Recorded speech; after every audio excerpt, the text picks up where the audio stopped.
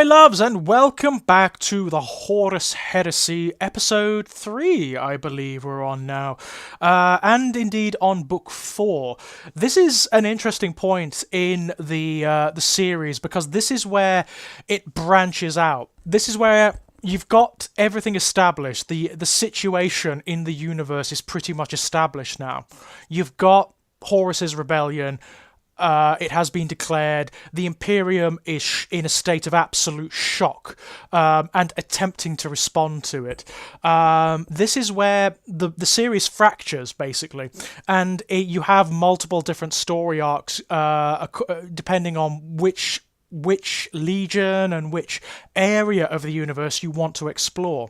So it's very easy to skip around at this point. After the first 3 establishing books, you could go and read Fulgrim or Mechanicum or any of those, and it would be okay.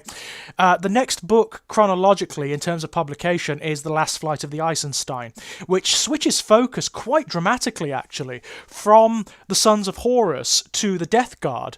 So this is the first time that's happened in this series, and it's really interesting, because, of course, now you have this very different energy occurring. You have this very different ethos. The Death Guard are notably different from the Sons of Horus in terms of the way they act and operate. Psychologically, they're very different. They're very taciturn. They're very morbid. They have this reservation about them and this stolidity, which is handed down from their Primarch. I mean, Mortarion in this book is really interesting because he's presented not as the protagonist. He's presented through the eyes of his sons, through the eyes of, in particular, the protagonist, Nathaniel Garrow, who, of course, worships the ground he walks on, which is just the nature of it's the nature of the dynamic between the Primarchs and their sons. That's the way they are. Mortarion is this very distant, very fascinating and mysterious character. Whenever you see him, he is this tall, gaunt, robed figure whose face is always hidden behind a mask, through which he's breathing like all of these chemicals and toxins. That's what he breathes all the time, to sort of test his endurance. He doesn't breathe clean air, ever, Mortarion. It's a way of demonstrating to himself what he can endure and of enhancing his durability, but also it's a kind of self-abnegation. He's actually harming himself. It's almost like a psychological or neurotic thing going on with him, and you never really see a great deal not in the same way you do with Horus in the previous books. You get a lot from Horus's perspective in the previous books, and that's fascinating. You don't get a great deal from Mortarion's perspective in this book. You really don't. That's actually preserved for later on, for The Buried Dagger, which is one of the very last ever published in the series, by the way. What you get is this image of Mortarion as this distant, almost saintly figure. He's very quiet. He hardly ever talks, Mortarion, and when he does, it's in this sibilant kind of whisper. He's very economical in terms of his movements, in terms of his speech. When you actually see him fighting, when you actually see him waging war, it's with an economy of motion that you would associate with, say, a samurai or some warrior to that effect. He wastes not an ounce of energy or motion. It's almost as though he doesn't move. It's like a blur, and suddenly his enemies just fall to bits. He's a fascinating character, very mysterious, very strange. You also get, in the same way that you got like a rogues gallery of Sons of Horus introduced in the previous books, you get a rogues gallery of Death Guard. So you've got Nathaniel Garrow, you've got Ignatius Grilgor, who some of you will know, deeply unpleasant character. Whoa, Ignatius is a vile character. You get Calas Typhon, of course, who will later become Typhus.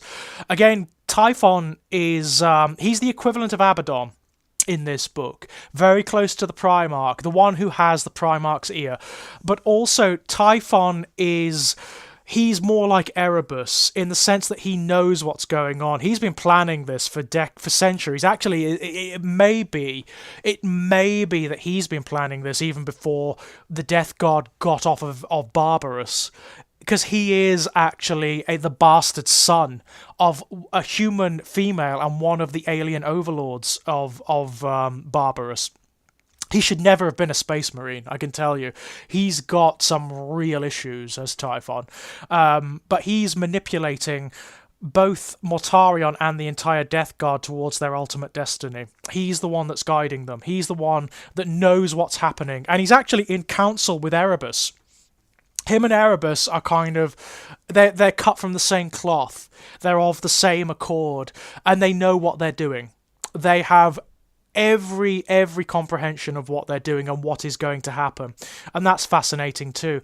Garrow is the loyalist, basically. There are quite a few, actually. Even Ignatius Grilgor, as nasty and as he is actually he actually does defect along with Garrow at one point, but that doesn't last, as you'll see. It's quite fascinating. You get this, again, just like in Galaxy in Flames, you get this distance between what's happening generally within the Legion and what's really happening behind the scenes. There is this politics occurring, all based around these little warrior subcults that Erebus and the Wordbearers have established, which of course know that the Legion has actually defected from the Imperium and is about to declare for Horus's side, you know? Characters like Nathaniel Garrow don't know this. They actually aren't aware of it. And that is fascinating. Again, the Death Guard really worship their Primarch. They are in love with Mortarion. They regard him as the epitome of perfection. So the notion that he could betray them is insane. It's absolutely insane. They can't handle it. It takes Garrow a long time to get to grips with it. It's not really until he sees the fires of Istvan III from the decks of the Eisenstein and he realizes what's happening. And what he does, he actually retreats.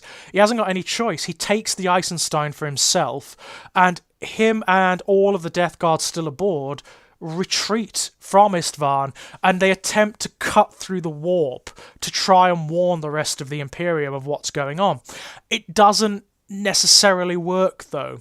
There is this problem that occurs. For one thing, Ignatius Grilgor and his lot, they kind of enact a mutiny. They want to take them back to Istvan and to present them as traitors so they can rejoin the Legion. And that results in something very interesting.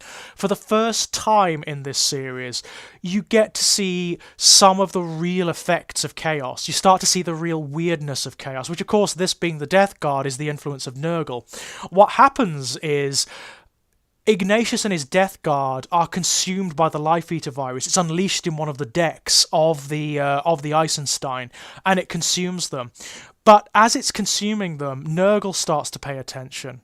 He starts to see this rancid, flickering soul of Ignatius Grilgor at the heart of it, and he takes Grilgor and he recreates him. He recreates him as the Demon Prince that we know him to be these days. He's still around. Ignatius Grilgor has been in the background for a while now. He's still around. The Demon Prince of Nurgle model that you can currently buy, the big bloated one with the big swollen eye and the Cyclopean horn, that's Ignatius Grilgor. It's not named as that when you buy the model, it's just the Demon Prince of Nurgle. But that is Ignatius Grilgor. And he actually becomes a key part of the Death Guard story. He recurs again and again and again and again throughout the Horus Heresy series, both as a foil to Nathaniel Garrow and as an advisor to Mortarion. Fascinating stuff, eh? Eventually, they do make it. A lot of the Death Guard themselves are wounded by Ignatius Grilgor's sons and by the monsters, the demons of Nurgle that break their way through. There's actually a particular Death Guard who's actually loyalist, who suffers a really nasty wound, which infects him, and it has horrendous results. It actually doesn't kill him. It infects him with some disease from the warp, and it transforms him. It transforms him into a creature called the Lord of Flies, which is a nice sort of occult and mythological reference to Belial, who's a demon who actually exists in occultism and mythology. He actually becomes a servant of Nurgle in the same way that Ignatius Grilgor does, and again recurs throughout the Horus Heresy series as a foil to Nathaniel Garrow. But what's really fascinating is when Nathaniel Garrow and the fleet arrive within Imperial space. They are apprehended by none other than Rogel Dawn. Rogel Dawn and the Imperial Fists, and this is where you start to see, because the focus has been on the traitor legions throughout this series rather, and it's very rare that you've actually seen any of the loyalist Primarchs or the loyalist legions, and this starts a trend in the Horus Heresy series, which is that the loyalist Primarchs generally are not presented in a very flattering light at all. The traitor Primarchs, for the most part, are given lots of reason for doing what they do. When you read the books about Lorgar and about Perturabo and about Fulgrim and about Magnus and about Angron, it makes sense. You understand why they rebel. You understand what they're doing and what they're feeling. As monstrous as they become, there is rationale behind it. The loyalists, for the most part, they're presented really negatively. They're either bigots, or they're ignorant, or they're violent, or they're ill-considered. Rogel Dawn is actually one of the worst of them, alongside Leman Russ. And when Garrow tries to tell him what's happened, Rogel Dawn won't have it. Rogel Dawn almost kills him, actually. He just flies into this rage, calls him defective and whatnot. And it takes a lot before he actually will accept what Horus has done. He needs to have this real hard evidence, because he can't take it either. And okay, it's kind of understandable, because the notion that a Primarch would turn on a Primarch is at that point almost inconceivable. It's almost inconceivable. So and the notion that Horus, the most beloved, the most trusted, the one that they all get on with, every single one of them could turn, is ridiculous to them. It's like an anathema. It's something they can't even get their heads around. But Rogel Dawn is presented in such a negative light in this book, it's unbelievable. Garrow, just this normal Death Guard, is presented as superior to him. Vastly superior, cleverer, certainly, than this genetically cultivated, Ubermensch. Definitely. But he does eventually accept it. It takes a while, but he does come round. And this is where it really starts. You start to see the coalescence of certain concepts that will recur throughout this series. Garrow, in particular, and the survivors of the Eisenstein are broken apart, and they become the very beginnings of certain things that are now absolutely established in the background. So Nathaniel, as I mentioned in the previous one, is the proto-Grey Knight, as are a lot of his allies from the Eisenstein. They become the very first Grey Knights. Not yet. What they actually become, what the survivors from the traitor legions, the ones who defect from the traitor legions and remain loyal to the Imperium become, they actually excoriate themselves of all legacy. It's why they start to wear the grey armour. They all start to wear grey, colourless armour without any markings at all, because they've rejected their legacies, they've rejected their previous loyalties, and their purpose is to wage a kind of clandestine guerrilla war against the forces of Horus, and that's where this begins. It starts here with Garrow and the last flight of the Eisenstein. It's really interesting, really interesting. Some of the imagery is great, particularly pertaining to Nurgle and the way his demons work, and the way he reshapes the Death Guard into demons and demon princes and whatnot. Fascinating stuff. There's some very wild, sort of chaotic, abstruse imagery in this book, and you start to see the full depths of the corruption that will eventually claim the entire Death Guard. It starts here, and it's absolutely fascinating. So, ladies and gentlemen, that was Book 4, Last Flight of the Eisenstein. When we come back, it's going to be Book 5, which is one of my absolute favourites in the entire series. So, ladies and gents, until then, bye-bye!